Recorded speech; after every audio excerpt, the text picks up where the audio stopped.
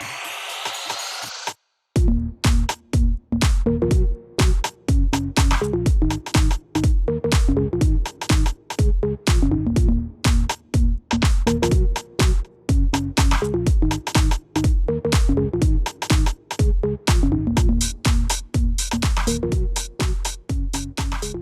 Nicole Strong. I am an experienced innovation consultant at Quarry.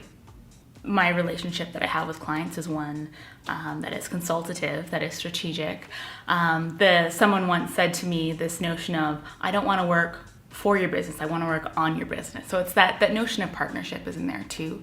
And the type of consultant I am, because there are all sorts of types of consultants out there, is specific to the idea of innovating the customer experience. So the practice I work within, it has to do with a sort of fundamental idea that if you can understand what's going on with your customers, what motivates them, what makes them tick. If you have those insights, then you can use those to inspire, whether it is inspiring product design and features, whether it's inspiring how you communicate about those in marketing, the whole gambit. So Quarry is a marketing agency. It's about 100 people in size, and then I work within a small consulting practice within that. So my team is actually only about 5 people, but then we often will draw on people depending on the type of assignment from elsewhere in the organization or partners we have elsewhere in the industry. But the core team is about 5 strong. So it's kind of like working within a little mini company within a larger company. And there are a lot of really great advantages as well to being located this practice within a marketing agency, because a lot of the work that I do is upstream of either engineering groups or marketing groups. So that means that I have the ability to walk over and pressure test what I'm working on and what before I share it with clients, to think through really thoroughly the downstream implications of that and making sure we're covering all the bases, and also setting up those people, whether I'm talking to the actual person who will be working with that later on or someone who's the same type of person, to make sure that they have all that they need to be able to do what they need to downstream from the work that I do. So we do have certain people within our organization who their job is to go out and find new business. Sometimes people do knock on our doors. A lot of the time, too, it comes through referrals. I mean, it's surprising how quickly if you know one person, then that can connect you to another person. Our sales cycles tend to be very long. And so it's really almost like a really long conversation where we're trying to learn about each other and learn about how we can help these potential clients to learn about their customers, what they need, and also to address, okay, what is...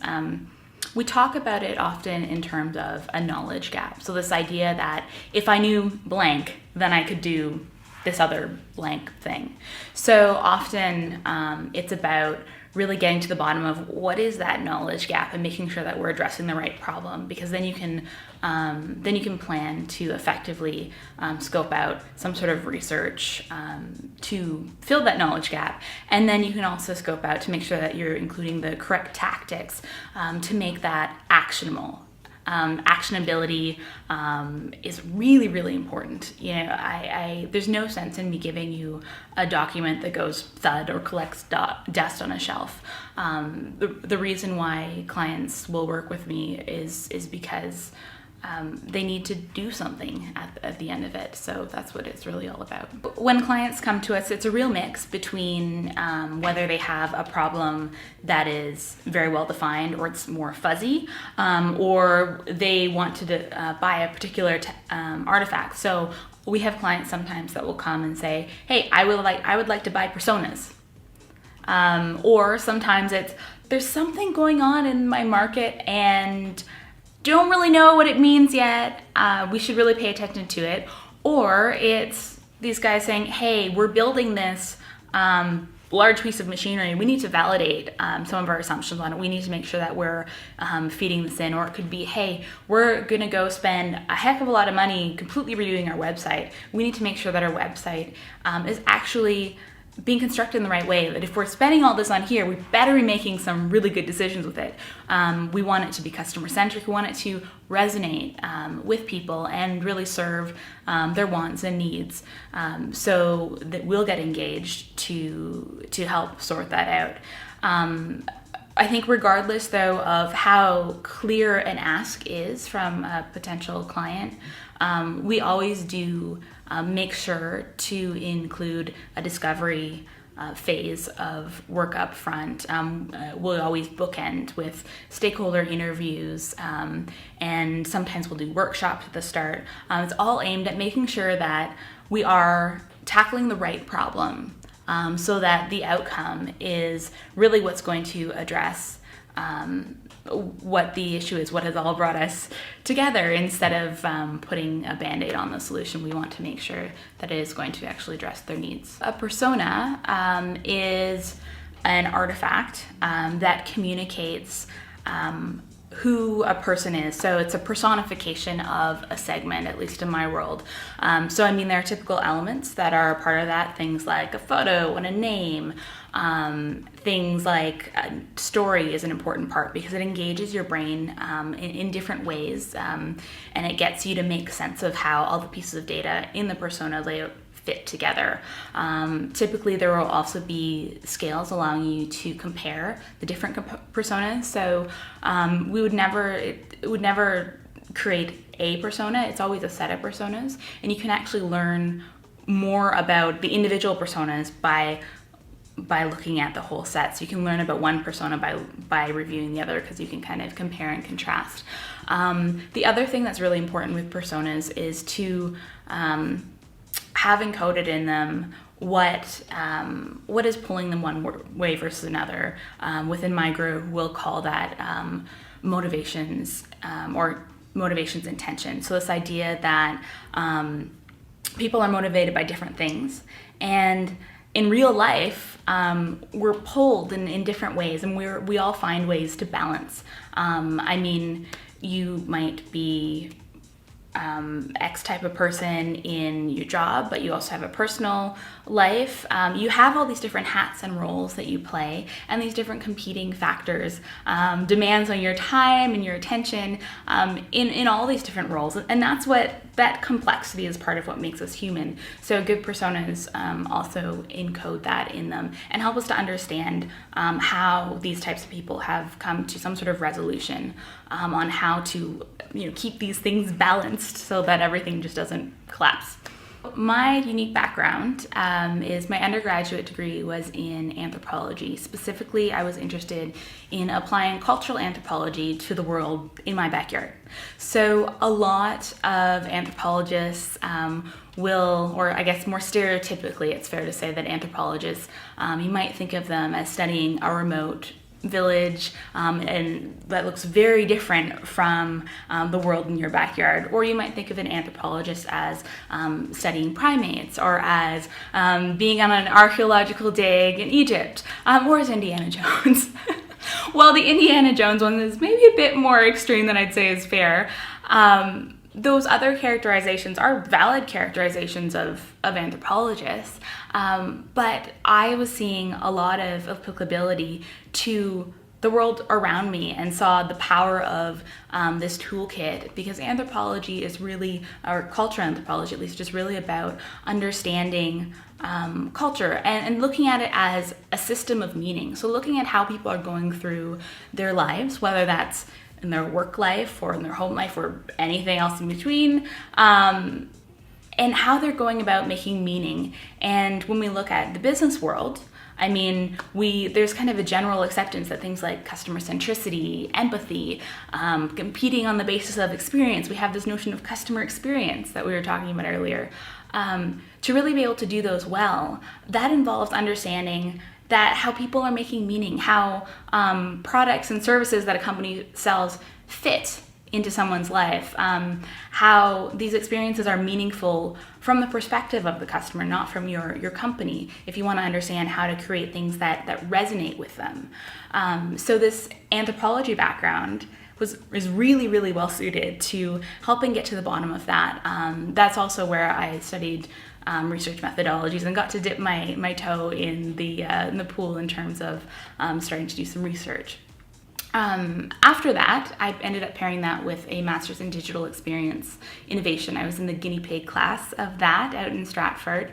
I did also at the same time apply to a number of thesis-based programs, and it was really a toss-up there for a while because I had acceptance letters from all of them. But what it came down to for me was a choice between, do I want to stay in academia or do I want to apply this anthropology background to business? So I ended up going the MDI route, and that really gave me a sandbox to play in with lots of cool technology toys and interdisciplinary peers and group work settings where it meant that I could develop a portfolio, both an actual physical portfolio of visual examples of things that I'd created, but also the stories that go along with them. Those were really important to be able to talk about how I collaborated with others in settings that mimic what I work in today. Examples of types of projects I've worked on. A lot of them do have a very hefty research component. So for example, it could be, I can work on projects anywhere from 8 weeks in duration, or probably more shorter end ones, but they could even be 8 to 10 months long. They can be massive undertakings. I'll do anything from, a really light research effort that has to do with just getting maybe some phone interviews to inject into something that is perhaps midstream, and you're just making sure that, hey, we're making sure to inject some insight, versus something that is actually planned out to lead directly into something like a website redesign. So in that, everything will be traveling towards deliverables that are tailored to feeding into allowing you to plan for a website. So that might look like having at the start, initial discovery stage, where you're doing stakeholder insight to make sure that you understand the strategic context and learning about the business, and making sure that the outcomes are tailored to the client. Then going into actually designing and executing field research. So usually there is qualitative research. Sometimes we will also pair that with quantitative research, but if it's one or the other, it's usually qualitative, generally. Because the idea is that with qualitative research, you're exploring the range of potential hypotheses of phenomenon that are out there. It's exploratory. And then if you do tack on a quantitative leg as well, that's more about validating and being able to project what you found out to a larger group. So if the types of decisions that you need to be making also require that you know, okay, what percentage of the population feels that way, or you need to start to type people in a database, that's when you would also include a quantitative leg.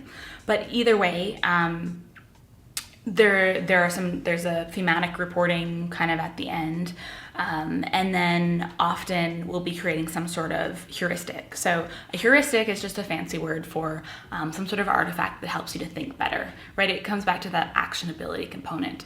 You're not doing all this research so you just have a stack of research. You're doing it because you want to do something with it after. So often to get that actionability, something like personas or a buying journey could be involved. But I mean, a heuristic could also be a 2x2 that is just, or some sort of weird flow chart with arrows, or who knows, it could be something that you make up. But it's about translating the findings into something that allows you to start to work with that material. In this example of if it's a website that this is headed towards after, there'll also be an experience strategy phase where we have a set of tools, something called an experience compass.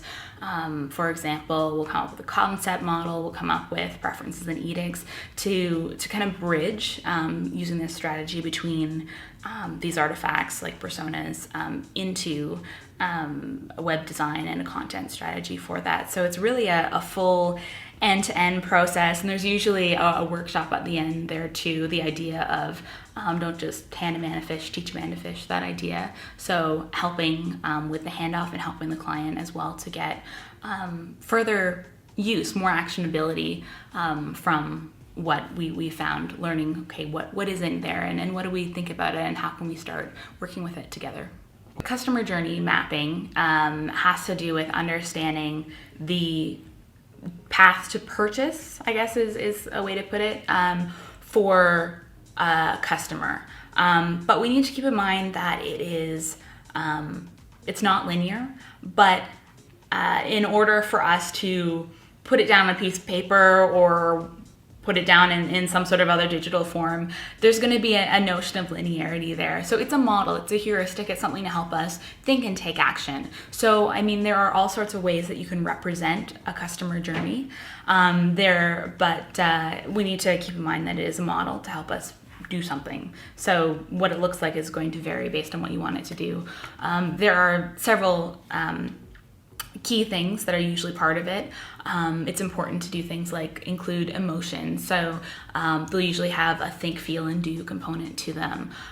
The other thing is they'll usually be for a particular person. So if you have personas done ahead of time, then your buying journey should be for the different personas, because it makes sense that if these people are balancing these different motivations, if they have different things that are meaningful to them, if they're going through their lives making meaning in different ways, so back to the anthropology piece, it makes sense that they would have different buying journeys. So the other thing is that I haven't perhaps made explicit is that this is their journey, not the journey as you perceive it as a company or as a person who works at the company. So it's about trying to help people who view this artifact understand what it's like to be in this customer's shoes as they're going through this process to eventually buy or not buy your product. What is their journey? What are the steps along the way? And how are they thinking and feeling, and what are they doing along the way? And then once you have that map of present state, then what you can do is look at, okay, what processes do we want to invent within our company to match up with that?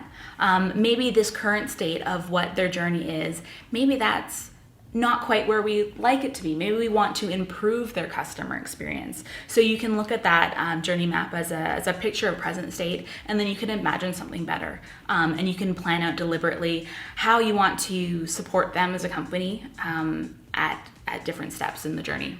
There are always pressures of timelines and budgets.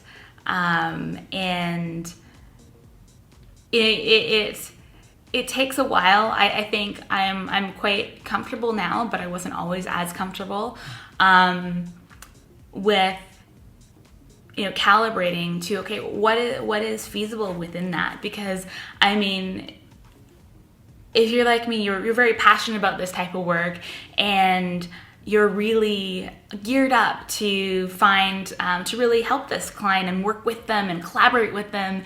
And I mean, that's exciting, and you get really passionate just the same about their business as yours. So you have to kind of resist the temptation to go outside of scope, because I'm sure they would love it if you gave them free work. That would mean it would also be delayed.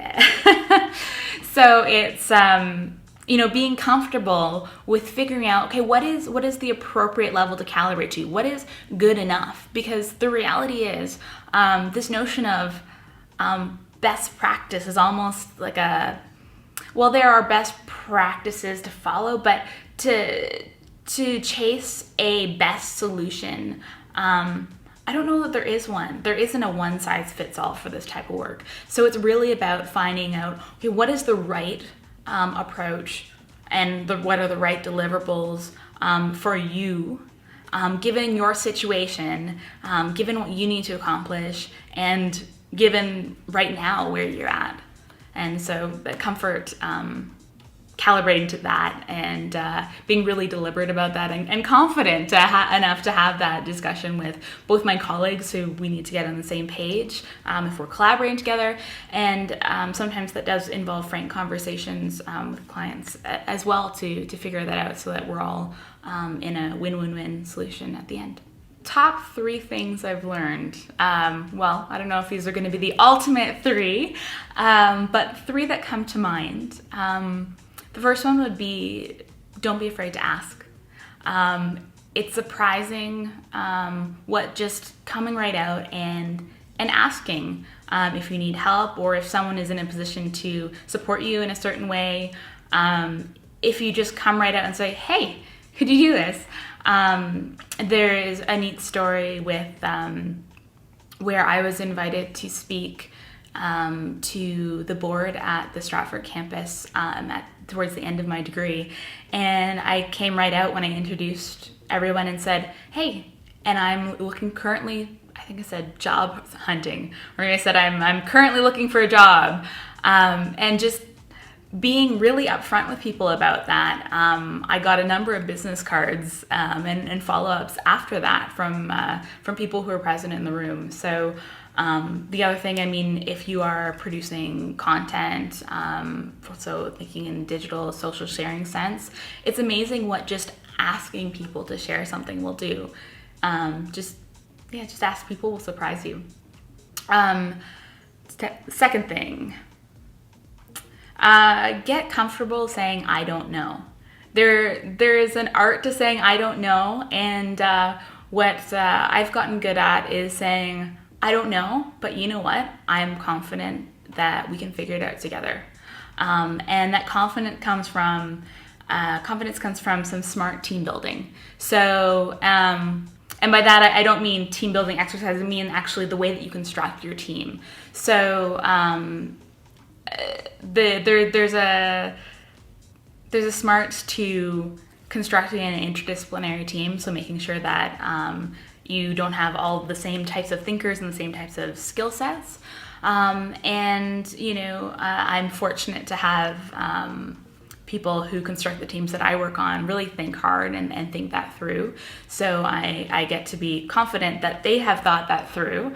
But there have been cases too where, you know, I make sure to surround myself with the people so that in individual components spread throughout the teammates, we have the ability to get there together, even if individually, there's no way that I could solve this problem, or it would just be an I don't know and I don't know where to go yet. So get comfortable saying I don't know. And my third thing that I've learned, and I've had to work at actually, has to do with work-life balance. So it's really, really easy to burn out, especially in the type of work I do. I will go from a 35-hour week to an 80-hour week.